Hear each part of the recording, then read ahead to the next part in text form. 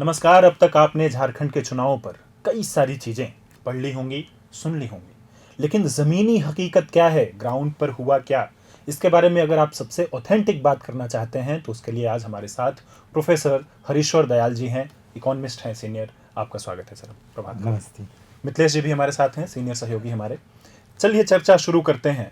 BJP कहाँ चूक गई, यहीं से बात शुरू करते हैं। बीजेपी कहाँ चूक गई सर? दो चीज़ें मुझे लग रहा है, या तीन मैं कहूँगा। एक तो है कि जो एंटी इनकम्बेंसी नरेटिव हो सकता था वो उसने बहुत ही ज़्यादा हाईलाइट नहीं किया उसको। तो वो कुछ और इश्यूज पर बात करते रह गए, और यहाँ पर जो इंडिया गठबंधन और ख़ास करके जेएमएम वो सरकार की उपलब्धियों की बात करता रहा जो पिछले कुछ समय से उसने किया है। आपके पास ग्राउंड के सर्वे भी हैं, मैं चाहूंगा कि उन पॉइंट से भी लोगों को अवेयर कराएं कि एंटी इनकम्बेंसी को भुनाने में बीजेपी कहां पर फेल हुई है। चूँकि उसने इस मुद्दे को उठाया ही नहीं पुरजोर तरीके से, तो इसीलिए उस पर किसी ने कोई बात नहीं की। तो कोई वो कैप्चर ही नहीं हो पाया वो डेटा। अच्छा। कि लोगों को क्या ये है। लेकिन हाँ, लोगों को ऐसे शिकायत रही सरकार से, लेकिन जिन लोगों को शिकायत भी रही है सरकार से वो भी इंडिया गठबंधन को वोट दिए। अच्छा। जैसे अनएम्प्लॉयमेंट है, पोवर्टी है, इन्फ्लेशन है, इंडस्ट्रियलाइजेशन बहुत नहीं हुआ है, उस पर लोगों ने बात की। डेवलपमेंट जितना होना चाहिए था, जितनी अपेक्षा थी उनकी नहीं हुआ है। लेकिन उसके बाद भी उन लोगों ने, ऐसे लोग जो कि पिछले सरकार के कामकाज से पूरी तरह से संतुष्ट नहीं थे, उन्होंने भी वोट दिया है इनको। तो कहीं ना कहीं बता रहा है कि लोगों को होप इसी सरकार में नज़र आया कि ये चीज़ें नहीं हुई हैं, लेकिन आने वाले समय में यही सरकार उसको पूरा कर सकेगी। एक आर्टिकल आपने लिखा अभी एक न्यूज़पेपर में कि झारखंड ने फियर के अगेंस्ट में जाकर के वोट किया है। ये क्या फियर का जिक्र आप कर रहे थे? हाँ, ये आर्टिकल मैंने लिखा। ये जो बातें कर रही थी बीजेपी ने, जो नरेटिव सेट करने की कोशिश की, एक कही कि बटोगे तो कटोगे, या फिर दूसरा उन्होंने कहा कि बांग्लादेशी घुसपैठिए आ रहे हैं और वो यहाँ पर ज़मीन माटी बेटी का हरण करेंगे। तो यह जो फियर का उन्होंने क्रिएट करने की कोशिश की, वह यहाँ के लोगों को इम्प्रेस नहीं कर पाया। और अगला था कि ये कर कौन रहा था। तो करने वाले जो दो बहुत बड़े स्टार प्रचारक थे बीजेपी के, हिमंता विश्वा शर्मा और शिवराज चौहान, तो वो उनको लोग बाहरी समझ रहे थे।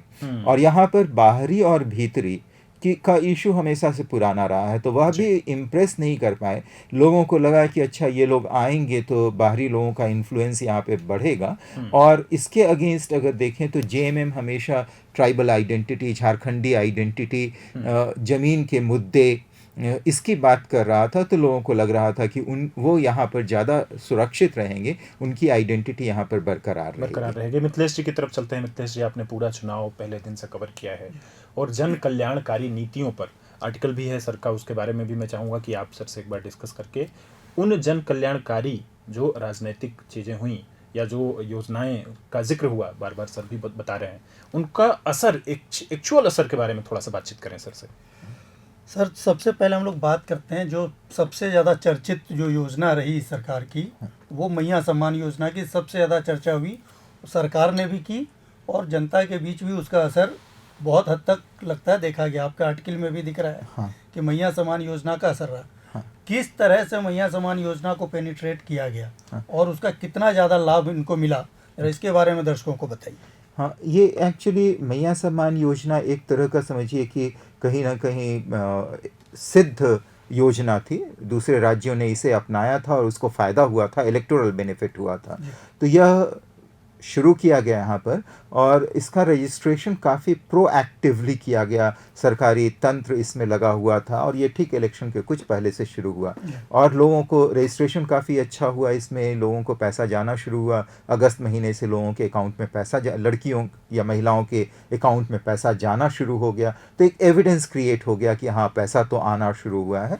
और अगर आप इलेक्शन को अगर देखें, इलेक्टोरल पार्टिसिपेशन को झारखंड का खास करके, तो पार्लियामेंट्री इलेक्शन में भी और इस इलेक्शन में भी विमेन पार्टिसिपेशन काफ़ी अधिक रहा। जी। तो पार्लियामेंट्री इलेक्शन में ये नैरेटिव सेट हो गया था, यह एविडेंस था कि विमेन पार्टिसिपेशन अधिक है। तो यह विमेन पार्टिसिपेशन इस बार भी काफ़ी अधिक रहा और उसमें से काफ़ी लोगों ने इनकम्बेंट गवर्नमेंट को उन्होंने वोट किया, इंडिया गठबंधन को। यानी जेएमएम को इस बात का एहसास हो गया था कि अगर वोट चाहिए, विधानसभा का चुनाव जीतना है, तो महिलाओं के लिए कुछ ना कुछ करना होगा। हाँ। और उसको उन लोगों ने पढ़ के ये मैया समान योजना की को गढ़ा है। हाँ, गढ़ा। एक तो काफ़ी अच्छी तरह से इसको फ्रेम किया गया और टाइमली इसको इम्प्लीमेंट किया गया और बहुत ही प्रोएक्टिवली इम्प्लीमेंट किया गया कि बहुत सारी योजनाएं होती है, उसका रीच उतना अधिक नहीं होता है जितना कि इस योजना का हुआ है। इसमें एक पहलू निकल करके आ रहा था कि अन्य कई योजनाएं, जैसे अबुआ आवास योजना की बात हो रही थी, उसके रजिस्ट्रेशन या उसके इम्प्लीमेंटेशन में उतनी प्रोएक्टिवनेस नहीं दिखाई देती जितनी कि मैया सम्मान योजना। इसको आप किस तरह से देखते हैं? हाँ, ये हम लोग जब फील्ड विजिट वगैरह कर रहे थे तो उस समय में कुछ लोगों ने यह कहा था कि अबुआ आवास योजना को भी उसी तरह से इम्प्लीमेंट किया जाए जैसा कि मैया सम्मान योजना को किया है। जितना एक्टिव होकर के सरकारी तंत्र उस योजना को इम्प्लीमेंट करने में लगे हैं, उसी तरह से अबुआ आवास का भी हो। लेकिन वह भी एक होप दिखा रहा था कि लोगों में होप है, तो जहाँ पर कमी रही है उसमें भी उन लोगों को लग रहा है कि अच्छा यह भी ऐसा हो सकता है। अपने सरना धर्म के मानने वालों पर भी एक प्रॉपर रिसर्च आप लेकर के आए हैं। सरना की वजह से कितना वोट परसेंटेज इधर से उधर हुआ है? हाँ, सरना काफ़ी पुराना मुद्दा रहा है। ये आदिवासी धर्मावलंबी भी जो हैं वो काफ़ी समय से यह मांग कर रहे हैं, क्योंकि होता क्या है कि अभी तक की जो जनगणना जो होती है, लास्ट जनगणना जो हुई है 2011 में जो हुई है, और उसके पहले की जो जनगणना हुई है, उसके कुछ पहले की जनगणना, उसमें सिर्फ 6 धर्मों को उसमें इंक्लूड किया गया है, जिसमें छोटे धर्म भी हैं, वो जैन है, बौद्ध है, सिख है, ये सभी धर्म हैं। लेकिन उसमें फिर जो बाकी लोगों के लिए, खास करके जो आदिवासी समुदाय के लोग हैं जिनका कि धर्म थोड़ा सा हिंदू धर्म से अलग है, वो तो या तो हिंदू धर्म में अपने को रजिस्टर कर रहे थे, बताते थे, या फिर वो अन्य में चले जा रहे थे। तो ये काफ़ी ज़्यादा उन लोगों में मांग रही है, आदिवासियों में, कि हम लोगों को एक अलग धर्म कोड मिलना चाहिए। और चूंकि सरना उन लोगों का इस एरिया में पूजा का स्थल है, तो वो इसको इस तरह में कहे। पहले ये मांग हुई कि एक आदि धर्म कहा जा सकता है, तो उसको लेकर के भी था। इस पे काफ़ी लंबे समय से डिबेट होता रहा, और ये डिबेट जिस समय में रामदयाल मुंडा यहाँ पर थे, तो उस समय में भी ये डिबेट काफ़ी चल रहा था कि क्या होना चाहिए। अच्छा। और फिर बाद में एक कंसेंसस बना कि इसका नाम सरना धर्म या सरना कोड होना चाहिए। तो उसकी मांग है, जिसको कि जेएमएम ने उठाया भी, और कहीं ना कहीं एविडेंस भी दिखाया है कि हाँ, इसको वो इम्प्लीमेंट करना चाहता है। यहाँ से एक प्रपोजल भी गया है सेंटर में, तो वहाँ पर लगता है कि इसको मिथिलेश जी, जब हम इन सभी चुनाव विश्लेषण को लेकर के आ रहे थे, तो जब ये सर्वे और इससे रिलेटेड चीज़ें होती हैं, तो लोग उसमें एक चीज़ जानना चाह रहे थे कि सैंपल का साइज कितना है। मैं चाहूँगा कि इसमें आंकड़ों को लेकर के एक बार सर से आप बात करें। हाँ सर, बताएं आप सर कि इसके आंकड़े कितने बड़े थे। और एक चीज़ इसके पहले जो सरना पे अभी चर्चा चली थी, उस पर मैं जानना चाहूँगा कि आपके सर्वे के दौरान क्या कोई ऐसा भी आदिवासी समुदाय सामने आया जो सरना को मानने वाले नहीं हैं? क्योंकि आदिवासी की 32 जनजातियां हैं आदिवासियों की, जो अपने झारखंड में रहती हैं, और सबका धर्म अलग अलग है। सरना अलग है, उड़ांव अलग है, हो अलग है।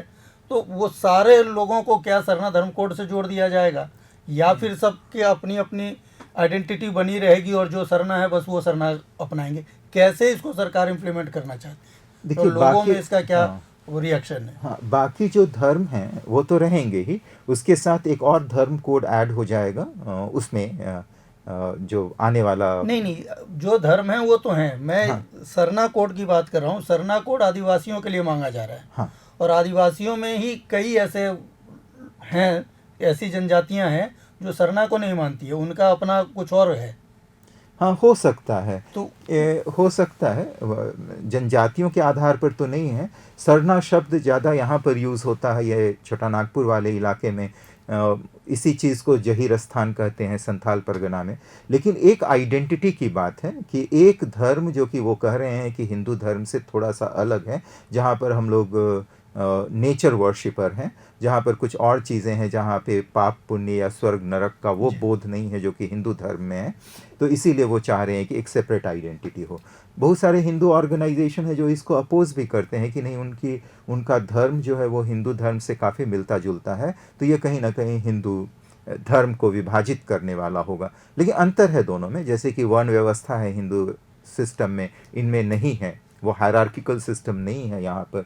तो अगर मान लीजिए इसके बाद भी कोई आदिवासी समुदाय के हैं, अगर सरना कोड आ भी जाता है और कोई आदिवासी समुदाय है जो कि इससे खुद को अलग रखना चाहता है, तो वो या तो दूसरे धर्म में अपने को रजिस्टर करेगा या फिर अन्य धर्म में जाएगा। अच्छा, अब आते हैं सैंपल पे। वो अब जो पूरा जो कई लोगों के जहन में ये था, हाँ, से बातचीत में निकल रहा था जी, कि उसका सैंपल का साइज क्या है और कितना ऑथेंटिक है वो, इसको लेके लोग सैंपल साइज की बात करते हैं। तो जरा उस सैंपल साइज के बारे में भी बता दीजिए दर्शकों को। तो ये सैम्पल साइज एक्चुअली साइज से ज़्यादा इम्पॉर्टेंट होता है कि सैम्पल सेलेक्ट किस तरह से गया है। तो यह पूरी तरह से एक रैंडम सैम्पलिंग मेथड है। और इसको करते क्या है, इसमें किया गया है कि 30 असेंबली कंस्टिट्यूएंसीज सेलेक्ट किए गए हैं। कुल मिलाकर के 81 हैं, उसमें से 30 को सेलेक्ट किया गया है और ये प्रोबेबिलिटी प्रोपोर्शन टू साइज इसको सेलेक्ट किया गया है। ठीक है। और इस 30 असेंबली कंस्टिट्यूएंसी में कुल मिलाकर के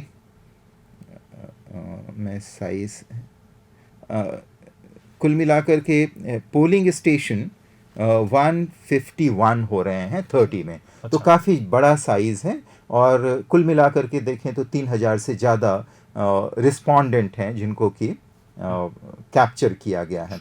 करीब 20 रिस्पोंडेंट, 40 का टारगेट रखा गया था, तो 40 को किया गया है और जितने लोग एग्री किए दे सके, क्योंकि एथिकल कोड्स होता है वो मेंटेन किया जाता है। तो उनसे पूछा जाता है कि आप इंटरव्यू करना चाहते हैं कि नहीं, इंटरव्यू का पर्पस बताया जाता है। तो जिन्होंने कंसेंट दिया या जो लोग वहाँ पर उपस्थित रहे उनका अगर करें तो करीब 20 के आसपास पर पोलिंग स्टेशन रिस्पोंडेंट कैप्चर हुए हैं।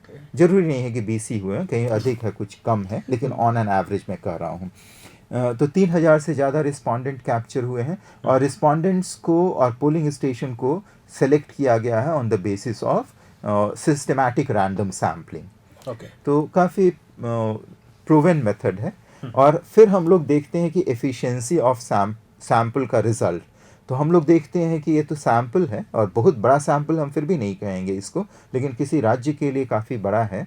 तो इसमें हम लोग देखते हैं कि सैम्पल का जो सोशल कंपोजिशन या कुछ ऐसी चीज़ें जो कि मैक्रो डेटा में आता है, जैसे सोशल कंपोजिशन क्या है, कास्ट कंपोजिशन क्या है, ये सारी चीज़ें हम लोग देखते हैं मैक्रो डेटा में क्या है, और अगर वो उससे मैच कर रहा है तो हम कहते हैं कि हमारा सैम्पल काफ़ी एफिशिएंट है। तो ये ऐसा हो रहा है। 30 विधानसभा की चर्चा की आपने, 30 विधानसभा का सैंपल लिया आपने, तो वो 30 विधानसभा किसी एक पार्ट के थे, अलग अलग पार्ट के थे? नहीं, अगर हम लोग रैंडम सैम्पलिंग करते हैं तो ये पूरे झारखंड में फैला होगा। और वो प्रोबेबिलिटी प्रोपोर्शन टू साइज कर रहे हैं, इसका मतलब हर साइज का जो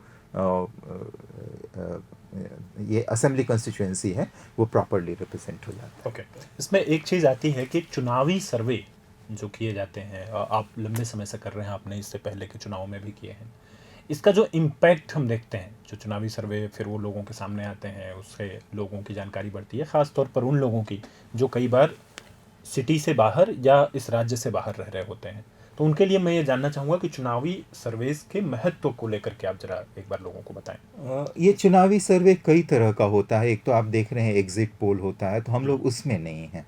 एग्जिट पोल हम लोग नहीं करते हैं। प्रेडिक्शन भी बहुत सारे होते हैं जिसमें लोगों को रुचि रहती है कि इलेक्शन के पहले ये प्रेडिक्शन रहता है कि कौन पार्टी जीतेगा या कौन कैंडिडेट जीतेगा, तो हम लोग उसमें भी नहीं हैं। ठीक है। तो हम लोग सिर्फ कर रहे हैं जो कि रिजल्ट जो आता है उसका हम लोगों को एनालिसिस है कि लोग अगर वोट कर रहे हैं तो क्यों वोट कर रहे हैं, नहीं वोट कर रहे हैं तो क्यों नहीं वोट कर रहे हैं, किस तरह के लोग वोट कर रहे हैं, इश्यूज़ क्या रहा है। तो ये सारी चीज़ें हैं जो कि लोगों के जागरूकता के लिए भी है और सरकार को भी पॉलिसी निर्धारण में है। जैसे एक ही चीज़ मैंने अभी तुरंत कहा कि जिन लोगों को अगर शिकायत भी रही कि जितना विकास होना चाहिए था उस गति से नहीं हुआ, या बेरोजगारी की, या महंगाई की, या आर्थिक ये औद्योगिक विकास उतना नहीं हुआ जितना होना चाहिए था, उन लोगों ने भी, उनमें से भी बहुत सारे लोग इस सरकार को वोट दिए हैं। इसका मतलब शिकायत होने के बाद भी उनको होप है कि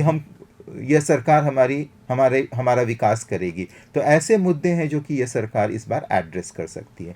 2-3 चीज़ें हैं जो कि पॉजिटिव रहा है जो इस सरकार के लिए। लोगों ने कहा कि एक नक्सल हिंसा कम हुआ है।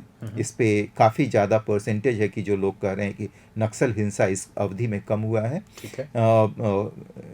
कम्युनल हार्मनी कह रहे हैं कि मेंटेन रहा है, और कम्युनल टेंशन बहुत कम रहा है। तो ये सारी चीज़ें हैं जो कि इस सरकार की उपलब्धि के लोग गिनाते रहे। तो ये बहुत अच्छी सी बात है मिथिलेश जी, इसको बात को और आगे बढ़ाते हैं कि ये जो चुनावी सर्वे या जो विश्लेषण हम अभी लेकर के आ रहे हैं वीडियो के माध्यम से, छपे हुए टेक्स्ट के माध्यम से, ये न सिर्फ उस रिजल्ट को बताने के लिए है कि क्या रिजल्ट आया, बल्कि आगे के 5 सालों में किस तरह का झारखंड राज्य बनेगा उसमें भी ये सहायक है। सर से जरा आगे के 5 सालों के बारे में डिस्कस करके चीज़ों को निकालें। तो पिछले साल हम लोगों ने देखा, पिछले साल मतलब पिछली सरकार ने बजट जो है 1 लाख करोड़ के पार पहुंचा दिया। सरकार के कार्यकाल में बहुत सी खामियां भी रही हैं, जैसे आप बता रहे हैं कि एंटी इनकम्बेंसी हो सकती थी, कई मुद्दे हो सकते थे जो मुद्दे नहीं बन पाए।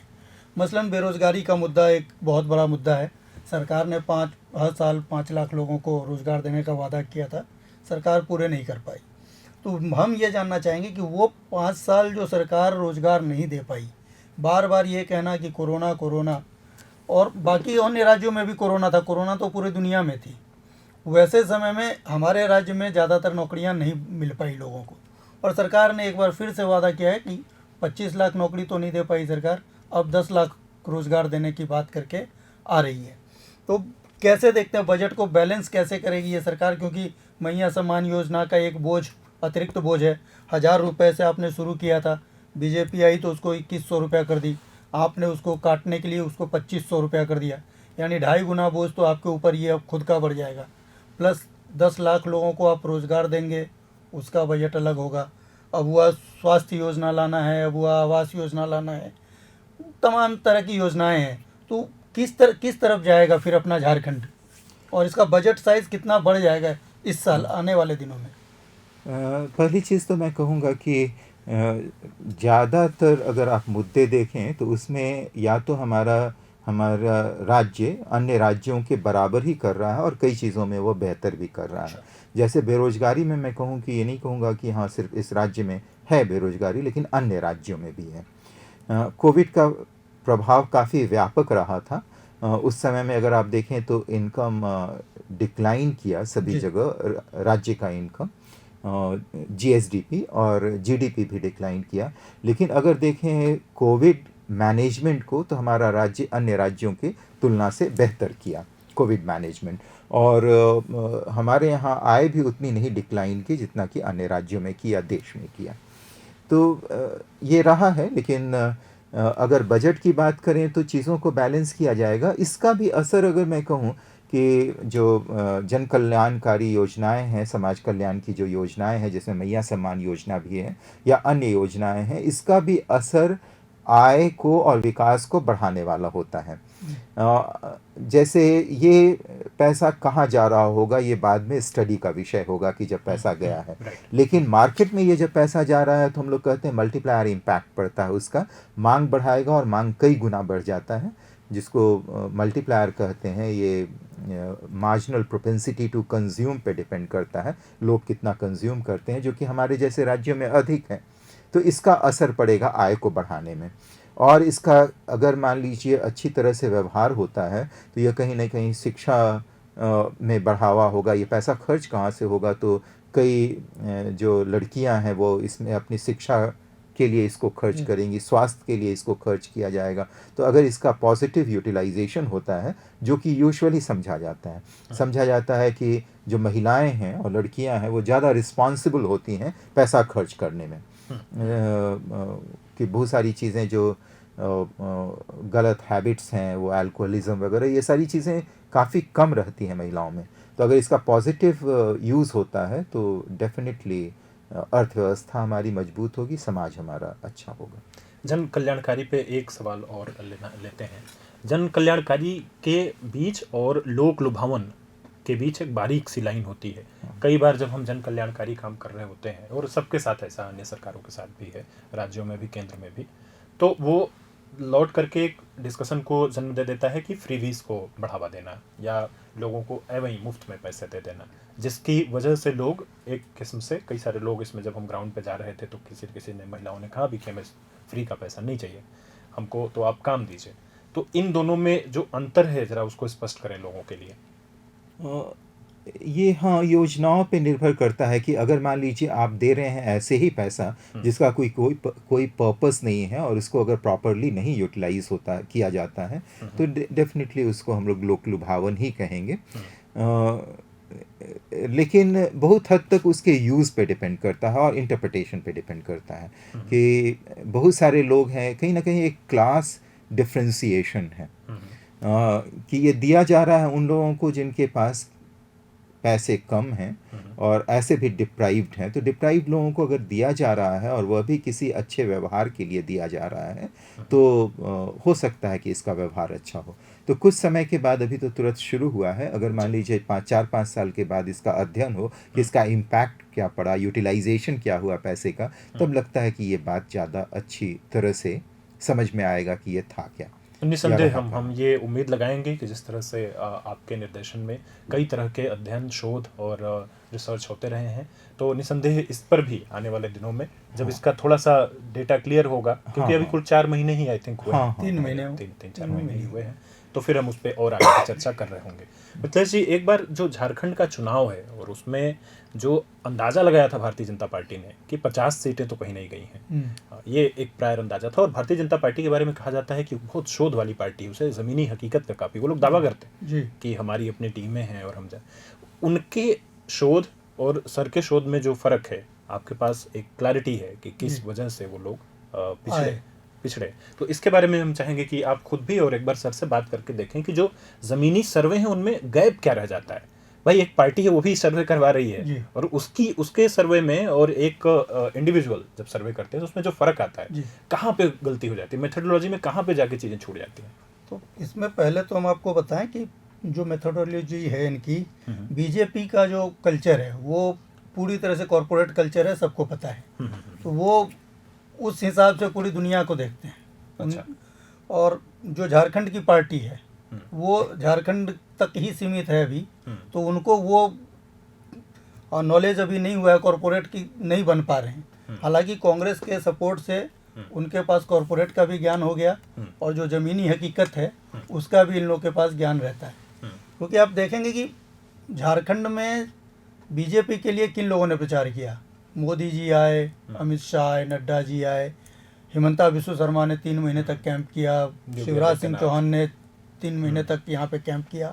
तो उनके यहाँ की जो पॉलिटिक्स है वो बिल्कुल अलग है, वहाँ की धारा ही अलग है। भजन लाल आए थे, विष्णु साव आए थे, योगी पूरे देश भर के नेता आए, और तो उनको यहाँ की ज़मीनी हकीकत से थोड़ा रूबरू कराना चाहिए था।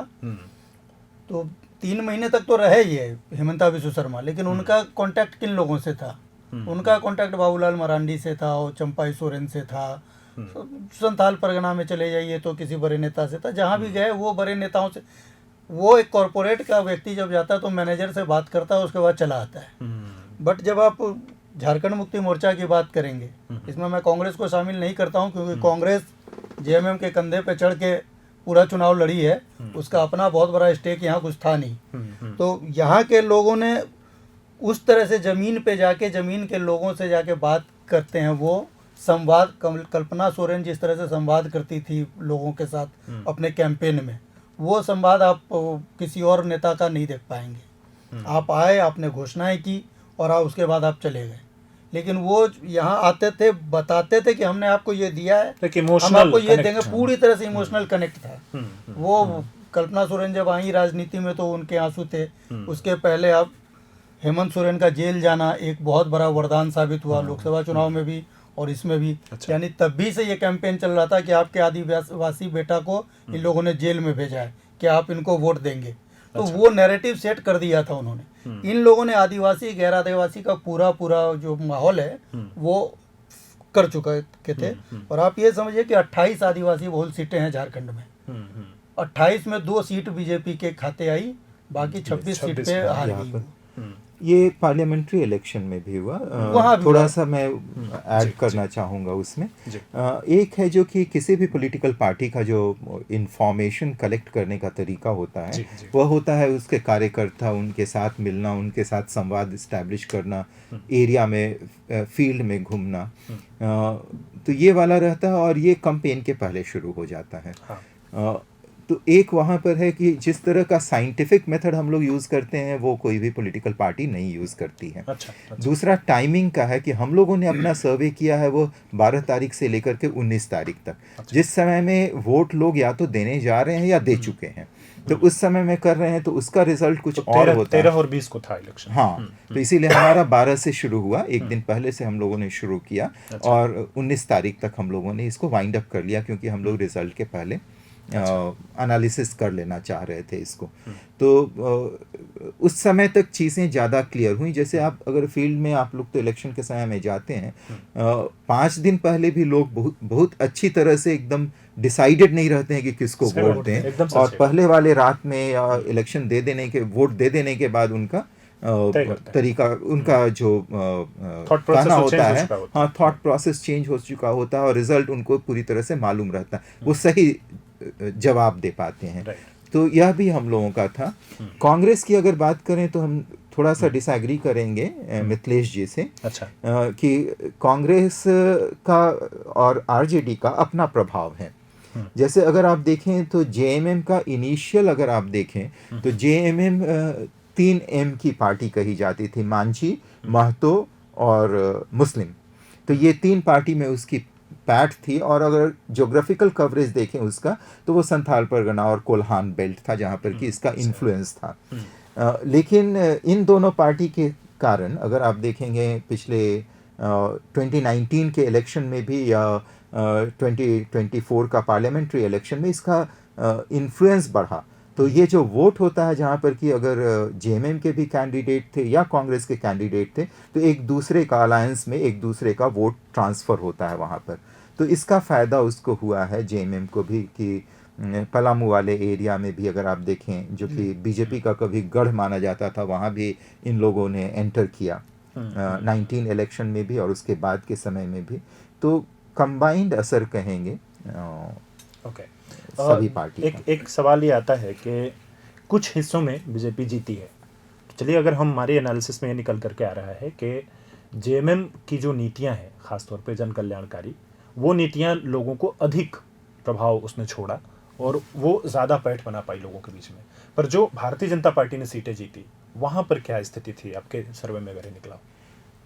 कई फैक्टर्स काम किए हैं इलेक्टोरल रिजल्ट में। जैसे कैंडिडेट भी काफ़ी इम्पॉर्टेंट होता है और कैंडिडेट का पहले का काम करना कितना रहा है। तो उसके कारण भी रहा है। कई बार ऐसा हुआ है कि जो दूसरे लोग जो हार गए, इलेक्शन नहीं जीते, उन्होंने कितना वोट काटा है, वोट शेयर। अच्छा। जैसे बहुत जगह आप देखिएगा कि आजसू के उम्मीदवार, हाँ, आजसू के उम्मीदवार या आजसू का उतना अच्छा रिजल्ट परफॉर्म नहीं कर पाना का कारण जेकेएलएम रहा है। तो यह भी एक असर किया है। और भी इंडिपेंडेंट कैंडिडेट भी कई जगह देखिएगा कि जिनके कारण वोट कटा है। और कुछ जगह आप देखिएगा कि कैंडिडेट इतने स्ट्रांग थे कि जिसके कारण वो वोट जीते हैं। कैंडिडेट की जीत, हाँ, कैंडिडेट के कारण, या फिर दूसरी जो पार्टी थी जो हारे, उनके कैंडिडेट का अपील उतना नहीं था, या कुछ ऐसा नरेटिव उसके पहले सेट कर दिया गया जिससे कि कैंडिडेट हार गए। तो उसमें अभी उसको हमको लगता है कि जो कैंडिडेट नहीं जीते हैं, जैसे मैं अभी एक बड़का गांव का एक इंटरव्यू देख रहा था, तो अभी एनालाइज किया जा रहा है कि क्यों कैंडिडेट वहाँ पर हारे और क्यों बीजेपी जीत गई। तो इस खास परिचर्चा में हम चर्चा कर रहे थे कि झारखंड में अगले 5 साल किस तरह के होंगे और जो चुनाव हुए उनके परिणामों में कौन कौन से फैक्टर सबसे ज़्यादा काम किए। चलते चलते एक मैसेज लेना चाहेंगे हम उन लोगों के लिए जिन्होंने आपसे सर्वे में इंटरेक्ट किया, उन लोगों के लिए जिनसे आपने मुखातिब हुए, रूबरू हुए, जिनसे आपने बातचीत की, उन लोगों को अब जब चीज़ें साफ हो चुकी हैं, सरकार बन चुकी है, तो उन लोगों को एक मैसेज लेना चाहते हैं सर आपसे। हाँ, एक तो हम लोग धन्यवाद देना चाहते हैं जो लोग भी इस सर्वे में रहे, जितने हमारे इन्वेस्टिगेटर्स और जितने रिस्पोंडेंट रहे। खास के रिस्पोंडेंट हमारे लिए बहुत ही इम्पॉर्टेंट होते हैं और बड़ा सटीक जवाब दिया, क्योंकि जो हम लोगों ने एनालाइज़ किया आपके जवाब को, वो बाकी बहुत सारे मैक्रो डेटा से मैच कर रहे हैं या दूसरे जो अच्छे स्टडी हुए जो कोट हो रहे हैं उनसे मैच कर रहे हैं। तो काफ़ी धन्यवाद हमारे इन्वेस्टिगेटर्स को, रिस्पोंडेंट को। और इसी के साथ मैं भी धन्यवाद करना चाहता हूँ आपका प्रभात खबर के साथ जुड़ने के लिए। Thank you. मिथिलेश जी, आपका भी धन्यवाद। आप बने रहिए हमारे साथ, आपको हम धन्यवाद अभी नहीं कर रहे हैं। प्रभातखबर.com, विश्वास वही, रफ्तार नहीं।